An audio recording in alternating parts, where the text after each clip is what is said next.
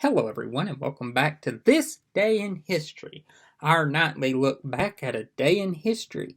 We take a look back at events that occurred, I explain the context, and give other opinions on these events. As always, hit the subscribe button and the bell notification icon to be alerted anytime I post new content. Without any further ado, let's get down to this day in history, January the 18th.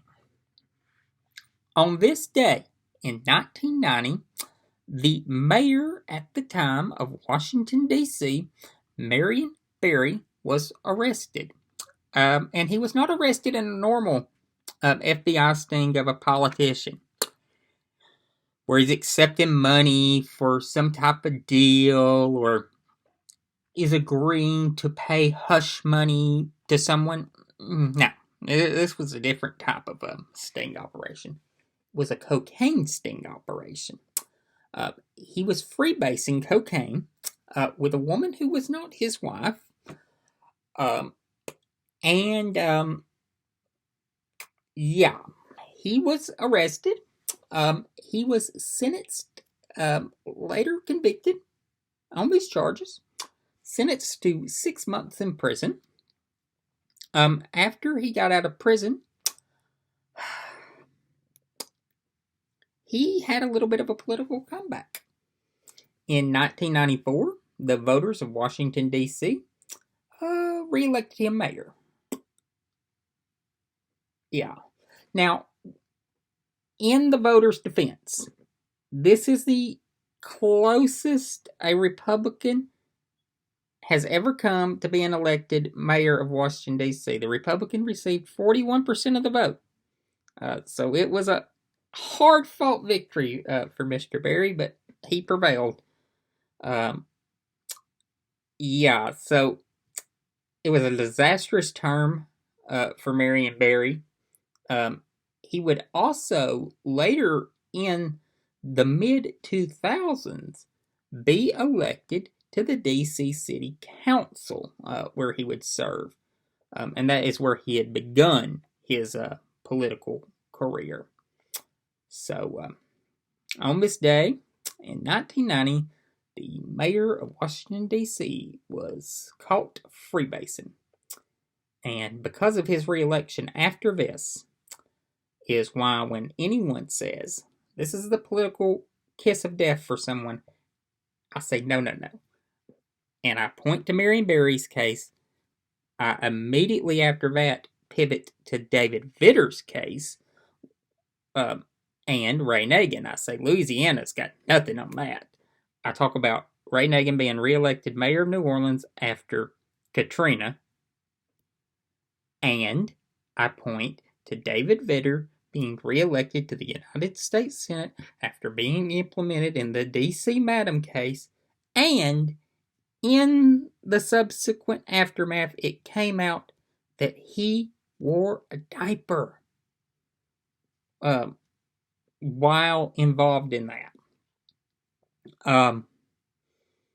So yeah. And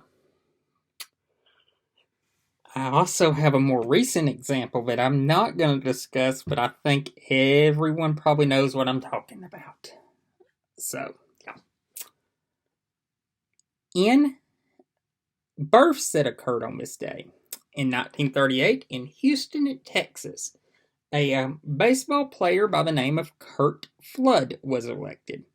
And Curt Flood had a short but relatively successful baseball career. He was with the St. Louis Cardinals. And at the time, Major League Baseball had what was known as the reserve clause. And that essentially tied a player to a team forever. Even when their contract ended, they could extend it, they could sell them at any time, trade them, or just cut them. Well, Curt Flood challenged this. And he challenged it all the way to the Supreme Court. And the Supreme Court of the United States sided with Major League Baseball, but left enough legal room in their ruling that led to free agency in Major League Baseball and other sports. Um, he was blackballed from baseball after this. Uh, he played one season with the Washington Senators. Um, before this ruling, it was before this ruling. Curt Flood, in my opinion, his on the field attributes don't get him in the Hall of Fame. I don't believe that.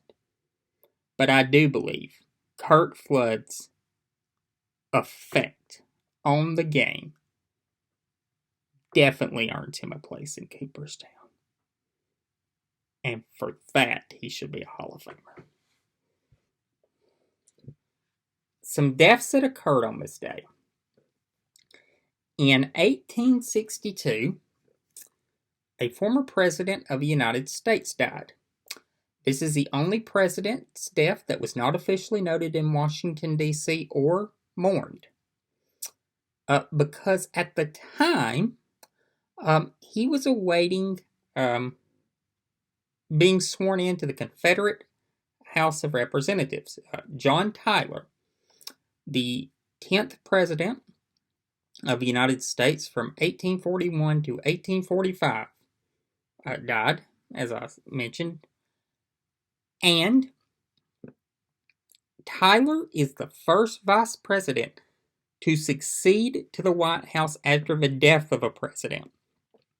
When he got the word of Harrison's demise,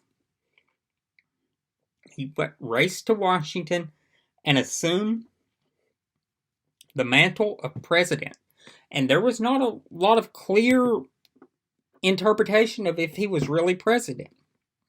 And he refused to acknowledge anyone that did not refer to him as president. Not acting president, not Mr. Vice President. It was Mr. President. He had a lot of bad decisions in his term and is not generally regarded as a great president.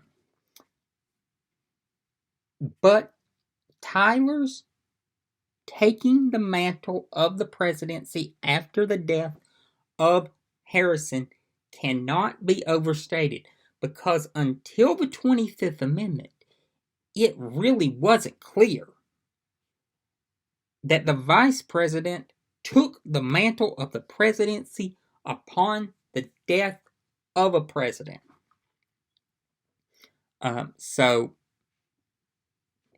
Tyler's actions on that day, which we'll cover another day when we get to the anniversary of Harrison's death, cannot be understated. He had 15 children. He was a ladies' man. His first wife passed away at an early age, and he married another woman and had more children with her. And he had a son that also married another woman late in life, and she had 2 children, and both of those children are still alive today.